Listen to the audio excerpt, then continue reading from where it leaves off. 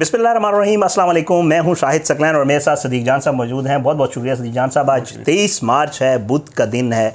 बहुत अहम सूरत हाल इस्लामाबाद में अगर सियासी सूरत हाल को देखा जाए तो लम्हा बदल रही है। और आज जो है अहम दिन इसलिए है कि आज सदीक जान साहब और बहुत सारे हमारे रिपोर्टर दोस्त जो हैं उनकी मुलाकात हुई है वज़ीर आज़म इमरान खान साहब से। सदीक साहब, मैं अगर थोड़ा सा आपको पीछे ले जाता हूँ। ये जुम्मे का दिन है, जुम्मे वाले दिन आपने आफ्ताब इकबाल साहब के प्रोग्राम में शिरकत की थी। वहाँ पे जो है आपने जिक्र किया था कि इमरान खान साहब के हाथ से जो है वो नंबर गेम जो है वो निकल चुकी है। तज्जिया आज भी वही है या आज मुलाकात के बाद कोई तब्दील हुआ है? देखिए, मैं इस वक्त तक मेरा तजिया वही है, लेकिन मैं थोड़ी सी चीज़ें और उसमें ऐड करता हूँ। मैं क्यों कह रहा हूँ नंबर गेम उनके हाथ से निकल गई है? मैं इसलिए कह रहा था कि इत्तेहादी मुसलसल ये तासुर दे रहे हैं कि हम अपोजिशन के साथ जा रहे हैं और हम हुकूमत के साथ नहीं जाएंगे, हुकूमत के साथ नहीं बैठेंगे। और इत्तेहादियों में एक और चीज़ आप ये देखें, क्योंकि ये बात मैंने की थी जुम्मे वाले दिन और जुमेरात को मैंने खबर दी थी अपने प्रोग्राम रियासत और अवाम में पब्लिक टीवी पर, जिसमें मैंने ये बताया था कि इमरान खान ने तय कर लिया कि अब वो इंगेज नहीं करेंगे इत्तेहादियों को। अब वो ये जो बागी अरकान हैं, जो ज़मीर फ़रोश हैं, उनको इंगेज नहीं करेंगे। ये बात मैं कर चुका हूँ, यानी जुमेरात को। उसकी वजह क्या थी? उसकी वजह ये थी कि इमरान खान चक्कर लगा के मिल के इमरान खान को एक बात समझ आ गई कि ये जिस वजह से गए हैं, जब तक वो वजह दूर नहीं होगी तब तक कोई फ़ायदा नहीं है मेरा इनके पास आना जाना, ये फजूल है। तो अब इमरान खान साहब ने ये तय कर लिया कि भाई जो इनको जिन्होंने कहा है कि आप अपोजिशन के साथ चले जाएं, वही अब इनको वापस कहें कि आ जाएं तो ठीक है, वरना मैंने अब ज़्यादा इनसे बात नहीं करनी। सही। लेकिन ये ज़रूर मैंने ये बात कही थी कि अगर ये हुआ कि इमरान खान को उन्होंने कहा कि जी हम भेज रहे हैं इनको इत्तेहादियों को वापस, और आप जो है वो रस्मी तौर पे कोई मुलाकात या कोई बात कर लें, तो फिर जो है वो इमरान खान ज़रूर बात कर लेंगे। आज MKM के साथ असद उमर साहब और बाकी टीम उनकी मिली, गो कि अभी मैं जब आपसे इंटरव्यू रिकॉर्ड कर रहा हूँ तो मैंने कोई अपडेट नहीं ले सका क्या हुआ क्या नहीं हुआ। सही। लेकिन देखें, इस वक्त तक एक भी इत्तेहादी ने ये नहीं कहा कि हम इमरान खान के साथ खड़े हैं, अनाउंस नहीं किया, वजारतें भी नहीं छोड़ी। बिल्कुल ऐसे। अच्छा, और ना ही जो है वो जो नाराज़ अरकान हैं, मुनहरफ अरकान हैं, बागी अरकान हैं, ज़मीर फ़रोश हैं, ना उनमें से कोई वापस आए। देखिए, हुकूमत इस वक्त तासुर क्या दे रही है? हुकूमत ने भी तो अपना बयानिया बनाना है ना। हुकूमत ने भी तो मीडिया के ऊपर जो इन्फॉर्मेशन वॉर है उसमें वो करना है।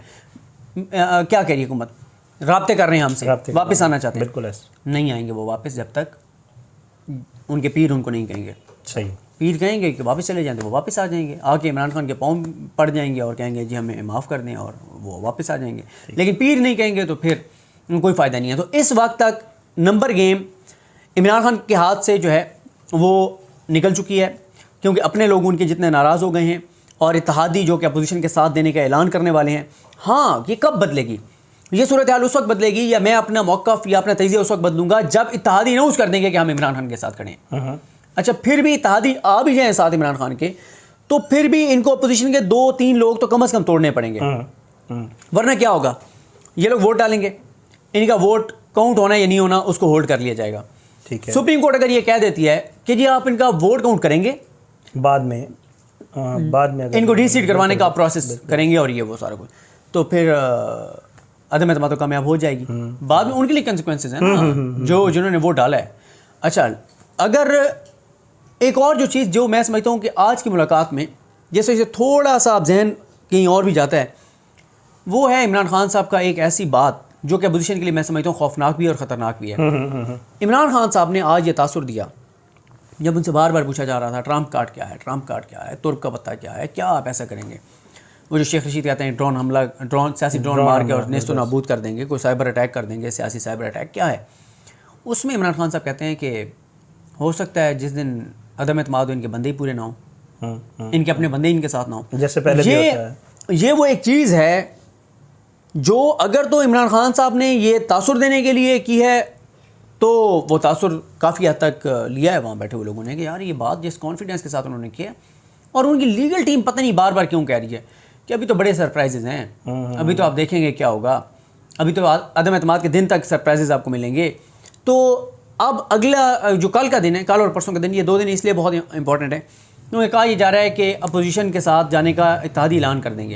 इमरान खान साहब ये समझते हैं कि वो आखिरी दिन तक देखेंगे सूरत हाल किस तरफ जा रही है, क्या हो रही है, और इसलिए इमरान खान साहब हैं कॉन्फिडेंट हैं कि ये मामला आगे तक जाएगा। लेकिन वो कहते हैं कि यार उनसे जब बार बार पूछा कि यार क्या वजह आपके एतमाद की, वो कहते हैं कोई चीज़ तो मेरे पास ऐसी है।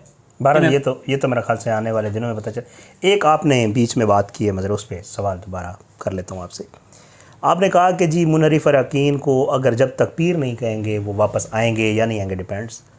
क्या इत्तेहादी जो हैं उनको अभी तक पीरों ने किसी तरफ जाने का नहीं कहा कि वो अभी तक ऐलान नहीं कर पा रहे, या वो कंफ्यूज हैं?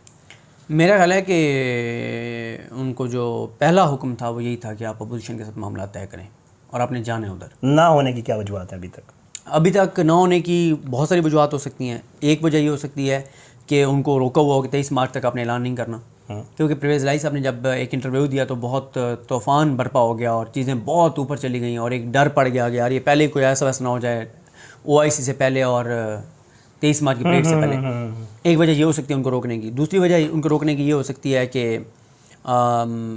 एक OIC, और ये हो सकती है कि अगर बहुत पहले ये अनाउंस कर देंगे तो इमरान खान कोई और ऑप्शन कुछ और चीज़ों पर उसका जहन जाने लग जाएगा। जैसे इमरान खान साहब ने आज कहा, उन्होंने कहा कि अपोजिशन ने तो मेरे ऊपर भला किया है, अगर ये सिंध हाउस वाले बंदों को सामने ना लाते हम तो मारे जाते। सही। ये अगर एक रात पहले सामने आते या उस दिन अचानक सामने आते तो हम तो मारे जाते, हमारे पास कोई और ऑप्शन ही ना होता।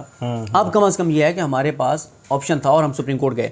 दूसरा ये है कि इसकी वजह ये भी हो सकती है कि इसलिए इत्तेहादियों को कहा गया कि आप ज़रा डिले करें, इमरान खान इससे पहले ही कोई बहुत बड़ा स्टेप ना ले ले, कोई बहुत बड़े ऐलानात ना कर दे, कोई बिल्कुल। क्योंकि ये मेरा एक जुमला था जिसमें मैंने कहा था कि जब इत्तेहादी इमरान खान को छोड़ने का ऐलान करेंगे तो फिर लड़ाई जो है वो सियासी नहीं रहेगी, फिर लड़ाई कहीं और चली जाएगी।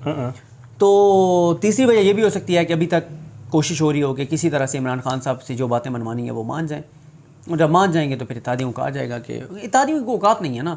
चौधरी परवेज़ इलाही जितने ख्वार हुए हैं, जितनी उनकी एक जो 50 साल से 60 साल से इनके ख़ानदान के बारे में मीडिया ने भरम बनाया हुआ था, और बड़ा मीडिया ने जो इनके रोटियाँ शोटियाँ खाते हैं, जो इन्होंने इनसे फ़ायदे लिए हुए हैं, वो हर वक्त बड़े वज़ादार हैं, बड़े ये हैं, बड़े वो हैं, बड़े लजपाल हैं। खाक लजपाल हैं, जलील और ख्वार कर दिया है इमरान खान को, जिसकी वोटों से ये MNA MPA बने, जिससे ये सियासी भीख में मिली हुई सीटें जो है उसके ऊपर वो उसी को ब्लैकमेल कर रहे हैं और कह रहे हैं तुम्हारी हुकूमत गिरा देंगे।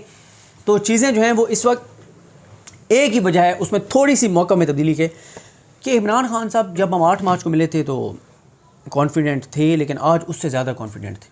अच्छा 8 वाली में तो मैं मौजूद था आपके साथ। हाँ, लेकिन तो आज वो उससे ज़्यादा कॉन्फिडेंट थे। शायद इसकी वजह ये भी है कि वो बड़े खुश हैं कि अगर मुझे निकालते हैं मैं मजलूम बन जाऊँगा, नैरेटिव मेरा अवाम में बिक रहा है, लोग इस वक्त मेरे साथ खड़े हो रहे हैं। तो चीज़ें आगे ज़ाहिर है अगले दिनों में बहुत इंपॉर्टेंट हैं। कल सुप्रीम कोर्ट ऑफ पाकिस्तान में समाअत है, परसों असम्बली का इजलास है इत्तेहादियों से। फिर अब आप देखेंगे दोबारा पूरा यही हो गया, इत्तेहादियों के पास फ़लाँ आ रहा है, फ़लाँ जा रहा है, फ़लाँ हो रहा है, फ़लाँ हो रहा है, और वो मौलाना फजल रहमान साहब आपको पता है MQM के पास है। तो ये वो चीज़ें हैं जिनकी वजह से सबसे खौफनाक खबर अपोजिशन के लिए मेरा ख्याल है सबसे खौफनाक खबर तो आज यही थी कि इमरान खान ने जो ये कहा कि इनके बंदे शायद पूरे ना हो। दूसरा मैं समझता हूँ अपोजिशन के लिए ये था कि उन्होंने कहा कि मैं इलेक्शन के लिए भी, उन्होंने एक इशारा दिया कि मैं तैयार हूँ, आओ लग पता जाएगा मैदान में। अपोजिशन के लिए बड़ा ये इस वक्त मसला बन गया इमरान खान का जो बयानिया है, जो एंटी अमेरिका है और यूरोपीय यूनियन के ख़िलाफ़ और इस्लामोफोबिया के ऊपर और ये सारी चीज़ों के ऊपर, और ये बयानिया बना देना पाकिस्तान में कि अमेरिका मुझे निकलवाना चाहता है, ज़ाहिर है, और ये इसमें हुई भी हैं चीज़ें पहले। तो इस वजह से मेरे ख्याल है अपोजिशन के लिए घबराने की ज़रूरत है, क्योंकि इमरान खान ये तय कर चुके हैं कि मैं हुकूमत से निकलता हूँ तो फ़ौरन इलेक्शन होते हैं तो मुझे फ़ायदा होगा, और अगर 3, 4, 5, 6 महीने के वक्फे से होते हैं तो मुझे बहुत ज़्यादा फ़ायदा होगा। बिल्कुल ऐसे, बिल्कुल, क्योंकि इनसे हुकूमत तो चली नहीं, भानुमती का कुंभा होगा, 11 जमातें बनाएंगी, तो ये कहाँ पे ये चला पाएंगी, कभी नहीं चला पाती।